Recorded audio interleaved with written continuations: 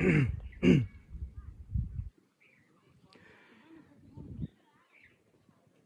স্থানটির এই স্থানটির চারপাশ একদম স্বাভাবিক গ্রাম এবং খেতি জমি, খুব সুন্দর পরিবেশ।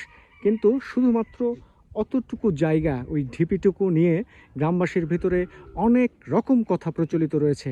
আমরা যার সঙ্গেই কথা বলছি তিনিই বিশ্বাস করছেন যে এই জায়গাটা প্যারানরমাল, ভৌতিক, এবং এইখানে অন্য কোনো কিছুর বাস থাকতে পারে বলে তারা মনে করছেন।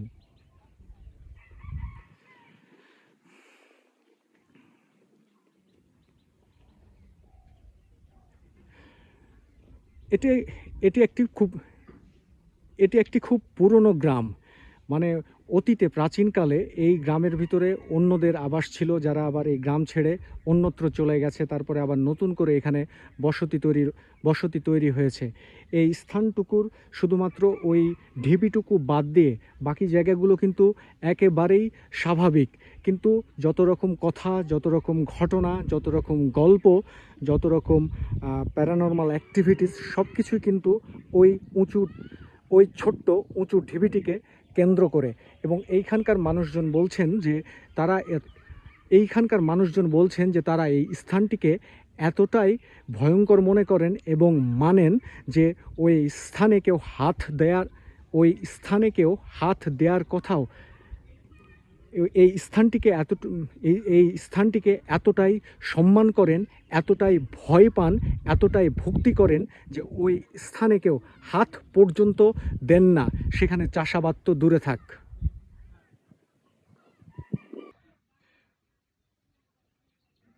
এই গ্রামে আসলে, সব স্থান দেখলে, এই গ্রামে এসে আপনার প্রত্যেকটা স্থান স্বাভাবিক মনে হবে, কিন্তু একটা স্থানে আপনার চোখ আটকে যাবে।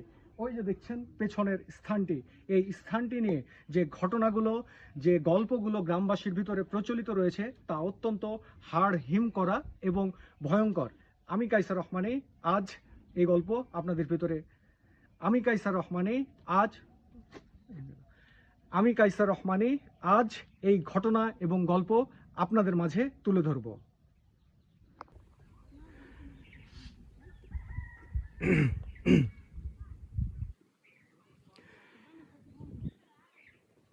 এই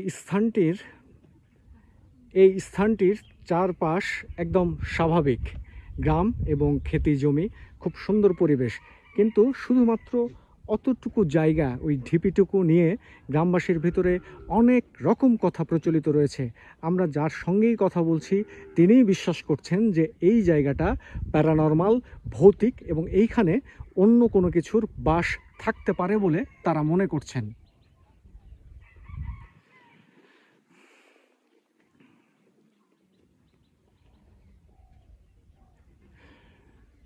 এটি এটি একটি খুব এটি একটি খুব পুরনো গ্রাম। মানে অতীতে প্রাচীনকালে এই গ্রামের ভিতরে অন্যদের আবাস ছিল, যারা আবার এই গ্রাম ছেড়ে অন্যত্র চলে গেছে, তারপরে আবার নতুন করে এখানে বসতি তৈরি হয়েছে। এই স্থানটুকুর শুধুমাত্র ওই ঢিবিটুকু বাদ দিয়ে বাকি জায়গাগুলো কিন্তু একেবারেই স্বাভাবিক। কিন্তু যত রকম কথা, যত রকম ঘটনা, যত রকম গল্প, যত রকম প্যারানরমাল অ্যাক্টিভিটিস, সব কিছুই কিন্তু ওই ছোট্ট উঁচু ঢিবিটিকে কেন্দ্র করে। এবং এইখানকার মানুষজন বলছেন যে তারা এই স্থানটিকে এতটাই ভয়ঙ্কর মনে করেন এবং মানেন যে ওই স্থানে কেউ হাত দেওয়ার কথাও এই স্থানটিকে এতটাই সম্মান করেন, এতটাই ভয় পান, এতটাই ভক্তি করেন যে ওই স্থানে কেউ হাত পর্যন্ত দেন না। সেখানে চাষাবাদ তো দূরে থাক। চাষ করে তো ওইটার ওপর করে না, ওইটা কোনোদিনই ভাঙে না, ওইটা অভাবই থাকে।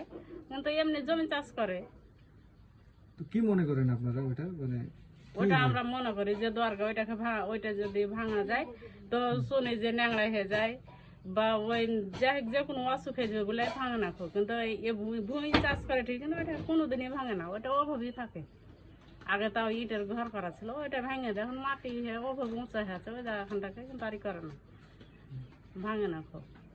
আমি কয়েকজনের সাথে কথা বললাম, ওরা বললো যে মানে এরকমও কথা গ্রামবাসীর ভিতরে প্রচলিত আছে যে ওখানে কোনো সম্পদ থাকতে পারে বা কেউ ওই জায়গাটা গর্ত করলে মারা যায়, মানে ক্ষতি হয়। জি, এরকমই তো, মানে ক্ষতি হবে কারণ তো এটা লাগে না, কিন্তু ওর ভিতরে যে কোনো সোনা দানা আছে এটা আমরা বলতে পারবো না। কিন্তু একবার ওইটা কেউ ভাঙাও দেখেনি, কেউ সব কয়ে যে ওখানে কিছু কুঁতা আছে, কেউ একবার মানে খুঁটটা ছিল তারপর শুনেছিল তাহলে, কিন্তু আমরা নিজ চোখে দেখিনি। আমরা বাড়ির আশেপাশে তো আমরা কিন্তু অত দেখিনি। আরেকটা আছে মানে ওদিকখানে। মূল কথা হচ্ছে যে এই জায়গাটাকে আপনারা সম্মান শ্রদ্ধা করেন। জি, ওখানে কেউ মানে ওর উপরে উঠবে না তাও। যে জায়গা কারো কি কোনো ক্ষতি হয়েছে এরকম কি দেখছেন? ক্ষতি হয়নি, যে বাড়ির পাশে তো ক্ষতি হয়নি, কি ওরা মানে ক্ষতি হবে তারা লাড়ে না, যে ভয়ে কেউ লাড়ে না যে হয়তো বা ক্ষতি হবে, ন্যাংরা হয়ে যাবে কি কানা হয়ে যাবে কি বা কোনো কিছু হয়ে যাবে, ভয় লাড়ে না ওকে। আচ্ছা আচ্ছা, ঠিক আছে।